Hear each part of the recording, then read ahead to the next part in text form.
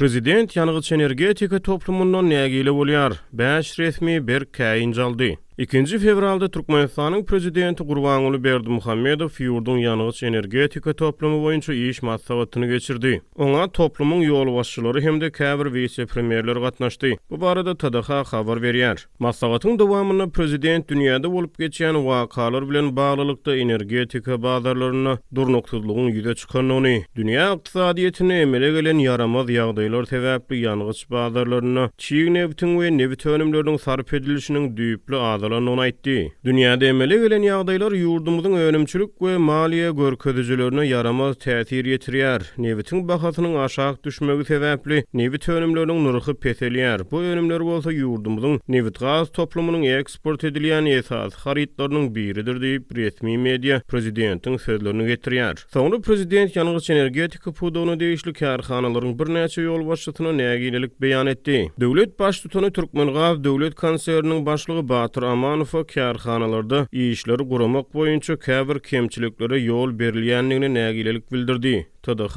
ýol berilýän kemçilikleri agdamaýar. Şeýle Berdimuhammedow Türkmenneft döwlet konserniniň başlygy Güýçgeldi Baýgeldiýew konserniň netijeligini hemde düşegüntligini ýokarlandyrmak boýunça işleriň depküniniň pesligi üçin nägilelik bildirdi. Prezident Türkmen Geologiýa döwlet korporasiýasynyň başlygy Merdan Roziýewiň hasabatyny dinläp bu kärhananyň işine de nägilelik bildirdi we täze neft gorlaryny gözlemegi we ýüze çykarmagy hemde neft gaz känlerini açmagy işlerini çaltlandyrmagy tapşyrdy. Türkmenmaşdaky nefti gaýtadan işleýän zawodlar toplumynyň baş direktory Döwran Çişiýew kärhananyň işlerini haýal ýagyllyga ýol berilýäni üçin prezidentiň nägileligine sebäp boldy. Oňa içerki sarf edijileri neft önümleri bilen üpçün etmek, eksportyň gerimini artdyrmak ýaly wezipeler tapşyryldy. Maslahatyň dowamyna prezident Halkara Neft we Gaz Universitetiniň rektory Şahym Abdurrahmanowa ýüzlenip geologiýa, gözleg, neft gaz çykaryş we gaýtadan işleýiş ulgamlarynyň ýokary derejeli hünärmenler bilen talaba laýyk üpçün edilmeýändigini belledi. Şeýle Berdimuhammedow bu ugurda CNPC, Dragon Oil, Hyundai, LG,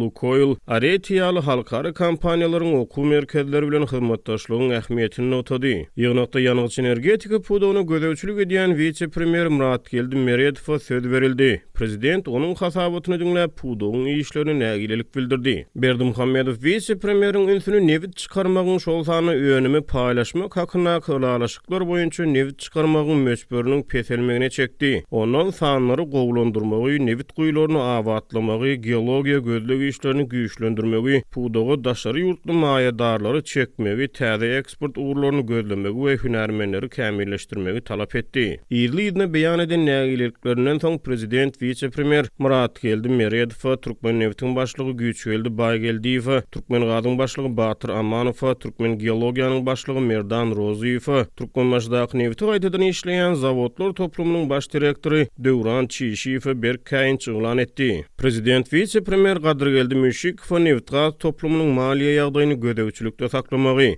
Baş prokuror Batyr Attaýew toplumyň maliýe ykdysady görkezjilerini seljermek işlerini dowam etdirmegi tapşyrdy. Prezidentiň ýanygyç energetika toplumynyň ýokary derejeli resmiýlerini oglan eden bir käýinji ýurtda ýeti ykdysady krizisiň dowam edýän wagtyna adamlaryň ýeňillikli adyk önümlerini satyn almak üçin döwlet dukanlaryny ýertirden uly nowatlary emele getirýän pursatyna hemde gara bazarda milli puluň öz hümmetini epesli ýitirýän mahalna gabat gelýär.